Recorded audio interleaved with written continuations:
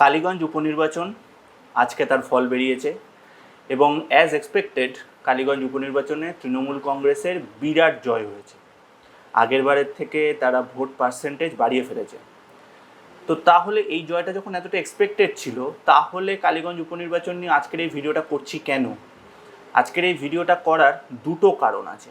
এক, কালীগঞ্জ নির্বাচনের ভোট গণনা চলাকালীন একটি অত্যন্ত নৃশংস ঘটনা ঘটে, সেটা নিয়ে আলোচনা করব। এবং দুই, কালীগঞ্জ নির্বাচন থেকে বিরোধীদের সমীকরণ কিভাবে বদলালো সেটা নিয়েও আজকে আলোচনা করব। হ্যালো এভরিওয়ান, আপনারা দেখছেন মাইক অন। আর চলুন তাহলে ভিডিওটা শুরু করা যাক।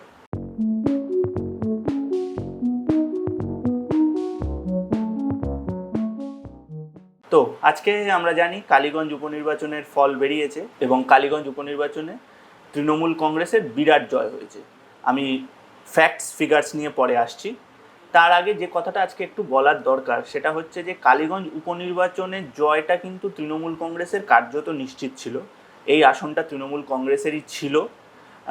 নাসির আহমেদ, যিনি মারা গেছেন, তার মেয়ে আলিফা আহমেদ কন্টেস্ট করছিলেন এবং আলিফা আহমেদ প্রথমবার আজকে বিধানসভায় যাবেন এমএলএ হিসাবে। তো এই আসনটা নিয়ে বা এইটা নিয়ে আজকে আলোচনা করার দরকারটা কি, সেই আলোচনাটা নিয়ে আজকে দরকারটা কি সেটাই আজকে বলার জন্যই এই ভিডিওটা করছি। কালীগঞ্জ নিয়ে বলার আগে আমি আরেকটু ভারতের প্রেক্ষিতটা আজকে একটু আপনাদেরকে বলবো। আজকে কালীগঞ্জের সাথে সাথে আরও 4টে জায়গায় ইলেকশনের রেজাল্ট ডিক্লেয়ার হওয়ার কথা ছিল উপনির্বাচনে। টোটাল 5 জায়গায় আজকে বিধানসভা ভোট গণনার ছিল এবং সেই বাকি 4টে কোন জায়গা আমি সেখানে আসছি, তারপরে আমি কালীগঞ্জে আসছি। তো প্রথম যেটা ছিল সেটা হচ্ছে গুজরাটের 2টো জায়গা ছিল, একটা হচ্ছে কারি আর একটা হচ্ছে ভিসাভাদার বা ভিসাভাদর, আমি উচ্চারণটা ভুল হতে পারে, তার জন্য ক্ষমা করবেন। একটা ছিল কেরালায় নীলাম্বুর আর আরেকটা ছিল লুধিয়ানা ওয়েস্ট। এবার মোটামুটি আমরা জানি যে কালীগঞ্জে তৃণমূলের শক্ত ঘাঁটি তৃণমূলই ওখানে জিতেছিল। কালীগঞ্জে তৃণমূল জিতেছে এবং প্রায় 55,000 ভোটে জিতেছে। আমি এক্স্যাক্ট ফিগার্সে আসছি। আজকে যখন এই ভোট গণনা চলছে প্রায় শেষের দিকে, যখন বিজেপি কার্যত হেরে যাবে এরম একটা ডিসাইড হয়েই গেছে, তখন বিজেপির রাজ্য সভাপতি সুকান্ত মজুমদার তিনি একটি বিবৃতি দিয়ে বলেন যে কালীগঞ্জে আমাদের 108টা বুথে আমাদের ভোট নেই, এটা আমরা জানতাম। এই লড়াইটা আমরা হেরেই যাব এক প্রকার আমরা জানতাম, আমরা লড়েছি, হেরে গেছি। এবার এই জায়গাটা বলতে উনি যেটা বোঝানোর চেষ্টা করেছেন বলে আমাদের ধারণা সেটা হচ্ছে যে কালীগঞ্জ মূলত একটি মুসলিম অধ্যুষিত এলাকা, এখানে মুসলিম ভোটটা 50%-এর বেশি রয়েছে, সুতরাং এই আসনটা তৃণমূল কংগ্রেস জিতবে, এটাই হয়তো একটা একটা ডিসাইড ছিল। কিন্তু এবার বক্তব্য হচ্ছে আমি কেন এই 5 রাজ্যের কথা বলছি, তার কারণ বাকি যে 4 রাজ্য, সেই রাজ্যগুলোর মধ্যে যেমন পাঞ্জাব রয়েছে, কেরল রয়েছে এবং গুজরাট রয়েছে। মনে রাখতে হবে এই গুজরাটে কিন্তু বিজেপি কার্যত নিরঙ্কুশ সংখ্যাগরিষ্ঠতায় রয়েছে। বিজেপি গুজরাটের বিধানসভাতে 30 বছর ধরে বিজেপি ক্ষমতায় রয়েছে এবং গুজরাটের যে 24 সালে যে লোকসভা নির্বাচন হয়েছিল, সেই লোকসভা নির্বাচনেও কিন্তু বিজেপি সবকটা আসন জিতেছিল। সেই জায়গায় আজকে 2টো ইলেকশন হয়েছে, একটা হচ্ছে কারি আর একটা হচ্ছে ভিসাভাদর। এই ভিসাভাদর আর কারির মধ্যে কিন্তু কারিতে ডেফিনেটলি বিজেপি জিতেছে, কিন্তু ভিসাভাদরে কিন্তু আম আদমি পার্টি জিতে গেছে। ভিসাভাদর গুজরাটে কিন্তু বলা যেতে পারে একটা কার্যত একটা ডেন্ট পড়েছে আজকে, যেখানে আম আদমি পার্টি সেখানে জিতেছে। আমি একটু সংখ্যাগুলো বলে দিই। প্রথমে আমি আসছি কারিতে। সেখানে রাজেন্দ্র কুমার দীনেশওয়ার ছাবড়া, যিনি বিজেপির থেকে প্রতিদ্বন্দ্বিতা করেছেন, তিনি পেয়েছেন 99,742টি ভোট। 99,742টি ভোট। সেখানে দ্বিতীয় স্থানে রয়েছেন ইন্ডিয়ান ন্যাশনাল কংগ্রেস, সেখানে রয়েছে রমেশ ভাই ছাবড়া, সেখানে 60,290টা ভোট পেয়েছে, 60,290। এবং 3 নম্বরে রয়েছে ছাবড়া জগদীশ ভাই গণপত ভাই, ইনি পেয়েছেন 3,009টি ভোট। এবার এইখানে কার্যত 40,000 ভোটের মার্জিনে ভারতীয় জনতা পার্টি জিতেছে কারিতে, যেটা অ্যাজ এক্সপেক্টেড ছিল। এটা একটা এসসি এলাকা, এসসি ভোট। নেক্সট ভিসাভাদর, যেটা নিয়ে আমি আলোচনা করার জন্যে চাইছিলাম, সেটাতে এখানে কিন্তু ইটালিয়া গোপাল কিন্তু জিতেছেন এবং তিনি হারিয়ে দিয়েছেন কিরিট প্যাটেলকে। ইটালিয়া গোপাল পেয়েছেন 75,942টা ভোট, 75,942টা ভোট, এবং কিরিট প্যাটেল পেয়েছে 58,388 ভোট। এখানে কিন্তু 17,554, মানে 17,500-এর কাছাকাছি ভোট পেয়ে এখানে কিন্তু ভারতীয় জনতা পার্টি দ্বিতীয় হয়েছে এবং এখানে তৃতীয় পজিশনে রয়েছে ইন্ডিয়ান ন্যাশনাল কংগ্রেস।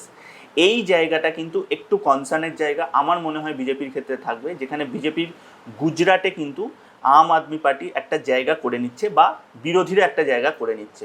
এবার আমি তৃতীয় জায়গায় আসি। তৃতীয় জায়গা হচ্ছে নীলাম্বুর, যেটা হচ্ছে কেরালা। কেরলের নীলাম্বুরে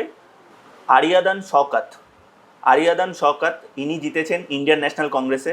77,737টা ভোট পেয়েছেন, 77,737টা ভোট। এবং এখানে সেকেন্ড হয়েছেন সিপিএমের ক্যান্ডিডেট এম স্বরাজ, যিনি জিতে পেয়েছেন 66,660টা ভোট, মানে 11,077 ভোটে তিনি জিতেছেন। আর আরিয়াদান শওকাত জিতেছেন 11,077। এবার এই আসনটা খুব ইন্টারেস্টিংলি, এই আসনটা কিন্তু ছিল নির্দলের, যিনি সমর্থিত ছিলেন হচ্ছে সিপিএম সমর্থিত নির্দল এই আসনটাই ছিলেন।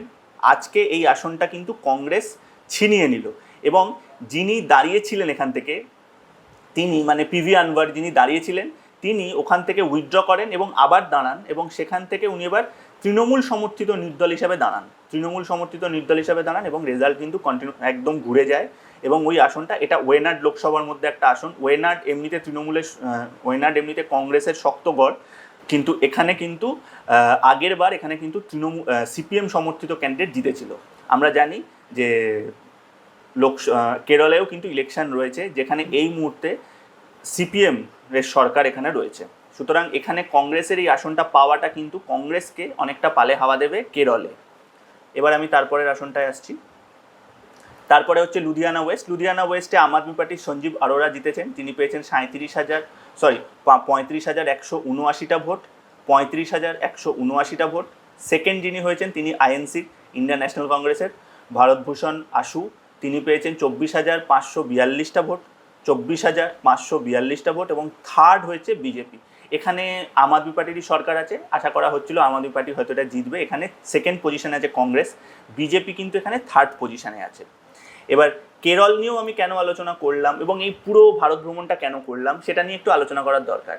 2024-এর পর থেকে আমরা কিন্তু দেখতে পাচ্ছি বিজেপির যে ভোট পার্সেন্টেজ আছে বা বিজেপির যে ঘাঁটিগুলো, শক্ত ঘাঁটি, বা যেখানে বিজেপি এক্সপেক্ট করছিল বিজেপি ভালো রেজাল্ট করবে, যেমন বিজেপি কিন্তু বারবার বলছিল যে কেরলে কিন্তু বিজেপি ভালো রেজাল্ট করবে, কিন্তু এই ভোটে কিন্তু কেরলে বিজেপির অবস্থা খুব একটা ভালো দেখা যাচ্ছে না।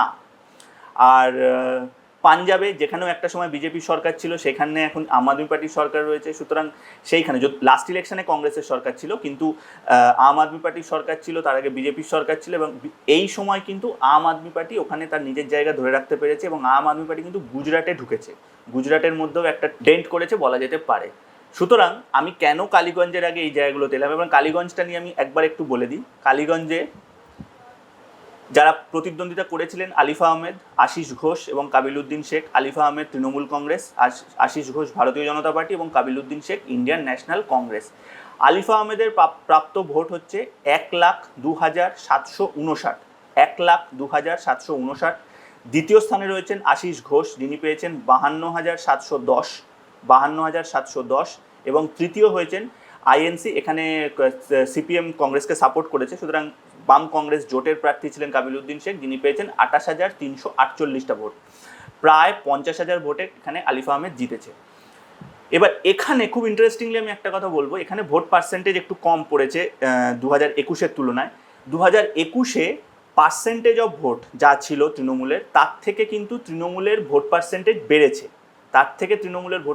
বেড়েছে, কিন্তু 2021 সালে যখন নাসির আহমেদ দাঁড়িয়েছিলেন তখন এই ভোটটা 1,02,000, এটা 1,11,000-এর কাছাকাছি ছিল, 1,11,12,000-এর কাছাকাছি ছিল, যেখানে 10,000 ভোট কমেছে। কিন্তু যেহেতু ভোট পড়েছে কম, সেই হিসাবে পার্সেন্টেজে কিন্তু তৃণমূল এবার অনেকটাই বেড়ে গেছে। তৃণমূল এবার 55%, যেটা প্রায় 52-53% মতো ছিল, সেটা 55%-এর কাছে চলে গেছে। তো খুব ইন্টারেস্টিংলি যে কথাটা আমি বলতে কেন আমি উল্লেখ করলাম, রাজ্য সভাপতির বক্তব্যটা উল্লেখ করলাম, কারণ এখানে বিজেপি 58,000 সামথিং ভোট পেয়েছে, যেটা আগেরবার বিজেপি পেয়েছিল আরেকটু বেশি, এবং বিজেপির পার্সেন্টেজটা ছিল কিন্তু আগের বারে বিজেপির পার্সেন্টেজ ছিল কিন্তু 31%-এর কাছাকাছি। বিজেপি 2021 সালের নির্বাচনে কিন্তু পেয়েছিল 31%-এর কাছাকাছি, যে ভোট পার্সেন্টেজটা এবার কমে 28%-এ নেমে এসেছে। এবং লক্ষ্য করে দেখুন, আগের বার 2021-এ এখানে বাম কংগ্রেস জোট ছিল এবং এখানে কংগ্রেসেরই প্রার্থী দাঁড়িয়েছিল, সেখানে কিন্তু বাম কংগ্রেস জোট ওখানে 12% ভোট পেয়েছিল। তার মানে ডিরেক্ট একটা ট্রান্সফার হয়েছে 12 থেকে 15, মানে যে 3% ভোট বিজেপির কেটেছে সেই 3% ভোট কিন্তু বাম কংগ্রেসে গেছে। এইটাই ভীষণ ইন্টারেস্টিং, কারণ এখানে এবং আগের বার যেটা প্রায় 70 থেকে 72% হিন্দু ভোট যেটা আগের বার বিজেপিতে ছিল, এইবার কিন্তু সেটা বাম কংগ্রেসে ট্রান্সফার হয়েছে। কারণ তৃণমূলের ভোট পার্সেন্টেজে কিন্তু কোনো মানে পার্থক্য নেই, তৃণমূলের ভোট পার্সেন্টেজ বরং বেড়েছে, তার কারণ এবার ভোট গ্রহণ কম হয়েছে। সুতরাং তৃণমূল তার ভোটটাকে কিন্তু ইন্ট্যাক্ট রাখতে পেরেছে। বাম কংগ্রেসের ভোটটা কিন্তু বেড়েছে যে 3%, সেটা কিন্তু বিজেপির থেকে এসেছে। সুতরাং যে হিন্দু ভোট, যেটা বিজেপি বারবার দাবি করেছিল যে বা করে যে হিন্দু ভোটের একটা পোলারাইজেশন বা হিন্দু ভোটটা পুরোপুরি বিজেপির দিকে যাবে, সেটা কিন্তু এবার পুরোপুরি যায়নি। যদিও আমি আবারও বলছি 10,000 ভোট এখানে তৃণমূলও কম পেয়েছে, কিন্তু যদি আপনি পার্সেন্টেজে বিচার করেন তাহলে কিন্তু দেখা যাবে 3% ভোট বাম কংগ্রেসের বেড়েছে। এবার এই জায়গাতে কিন্তু ভীষণ ইন্টারেস্টিং যে যদি যেটা আমি বলার চেষ্টা করছি সেটা হচ্ছে অপারেশন সিঁদুরের এফেক্ট কতটা হয়েছে বা অপারেশন সিঁদুরের এফেক্ট বিজেপির ক্ষেত্রে কতটা নেগেটিভে গেছে, সেটা কিন্তু এখান থেকে উঠে আসতে পারে।